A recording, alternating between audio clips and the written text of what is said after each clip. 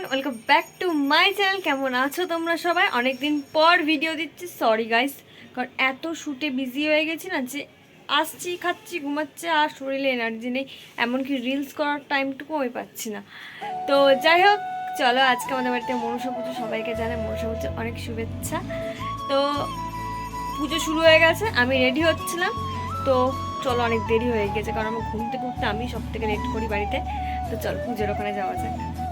शान्ताय पार्वतीहेतवे निवेदयामि तद्वानं ब्रह्मति परमेश्वर महादेव महात्राण महायोगी वही।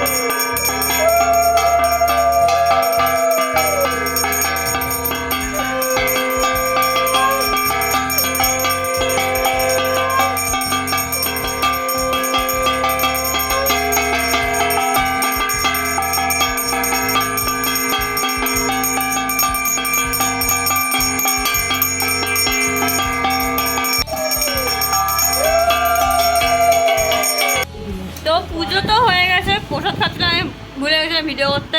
অনেক কিছু ছিল, আমি হাতে খেয়ে নিয়েছি প্রসাদে। তুই কোথায় খাবি? আগে তাহলে ওইটা রাখ, আরতি ধর, এই প্রসাদটা এখানে রাখ।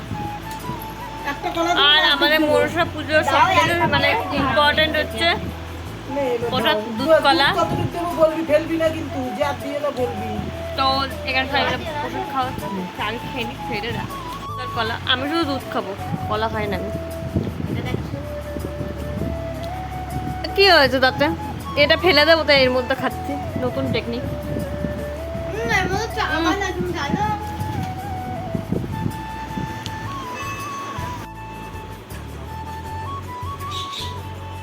সেই সকালে বলেছিল ও আমাদের বাড়ি আসবে, পুজো দেখবে।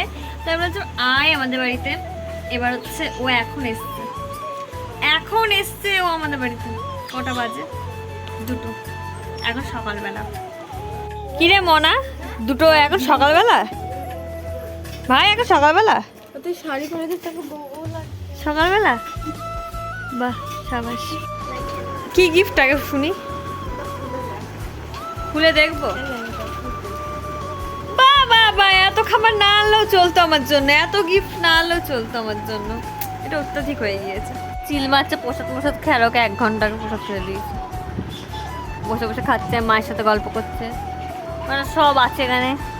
বাবা ঘন্টা করে কি ফোকাস নিচ্ছে। তো ফাইনালি আমি এখন একটু বেরোলাম। অ্যাকচুয়ালি আজকে বেরোবো তৃষা, আমি, সুপর্ণা অ্যান্ড বুনু। আজকে বুনু আছে আমাদের সাথে ঘুরতে যাওয়ার জন্য। তো আমরা কিছু কেনাকাটা করবো কিনা জানি না, আমি তো করবো না, ওরা করবে কিনা জানি না, বাট ঘুরতে যাচ্ছি আমরা। তো চলো এখন সুপর্ণার বাড়িতে যাওয়া যাক। বাড়িটা রেডি হয়েছে কিনা আগে দেখি গিয়ে। গাইস বলেছিলাম না রেডি হয়নি। টাকা টাকা টাকা টাকা টাকা টাকা টাকা ও না আসা পর্যন্ত কোনোদিনই রেডি হয়নি। এরকম ভাবে টর্চার করে।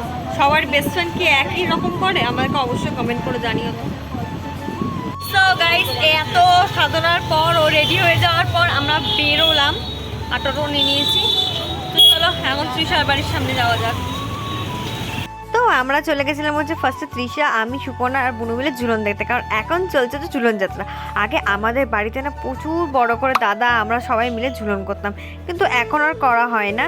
তো এখানে যেসব জায়গায় ঝুলন হয়, আমি ছোটোবেলায় আগে যেটার সাথে আসতাম সেসব জায়গায় বুনুকে বললাম চল বুনু আজ তোকে ঝুলন দেখাবো।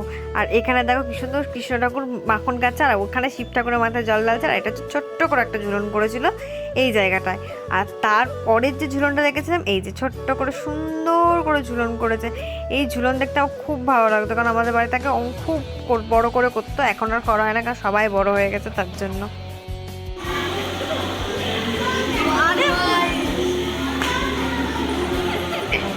মা আপনাকে চেনা চেনা লাগছে, দাদা আপনি ইউটিউবার না? হ্যাঁ আমাদেরকে ফলো করে করে চলে এসছেন আপনারা দুজনা।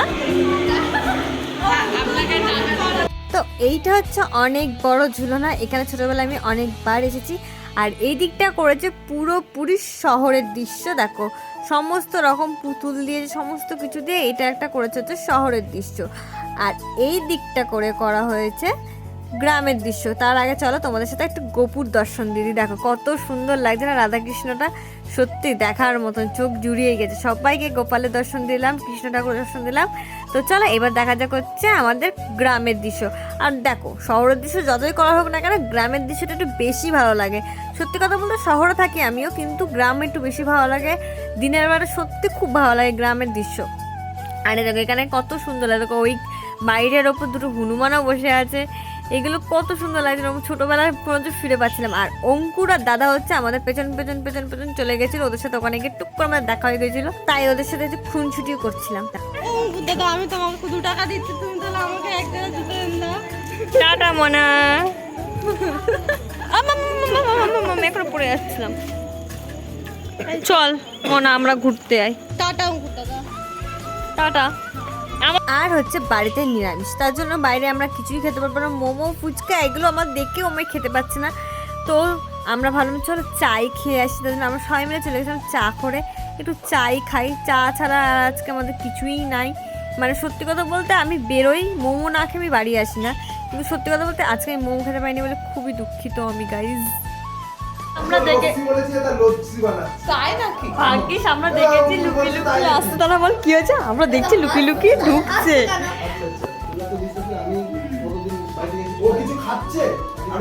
এটা ইমোশনাল ব্ল্যাকমেল।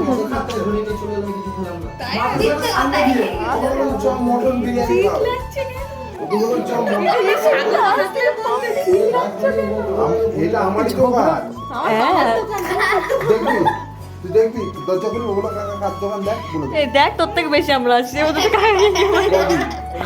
আমি ছোটবেলা থেকে এইটুকু বয়স থেকে মাদ্রাসাতে ঢুকলাম, অঙ্কুরকে বললাম চ বিরিয়ানি খাওয়াবো, মটন বললো খাবো না, আমাদের খাও, আমরা রাজি।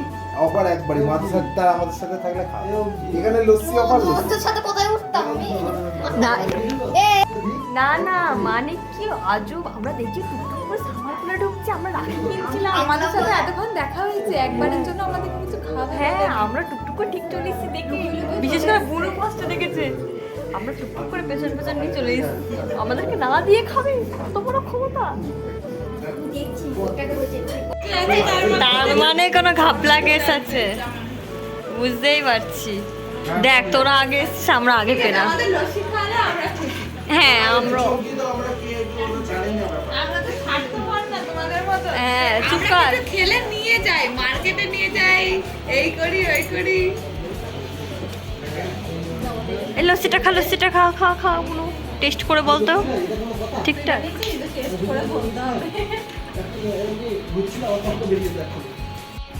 অঙ্কুর কি খাস না তুই, দুধের লস্যি খাস না?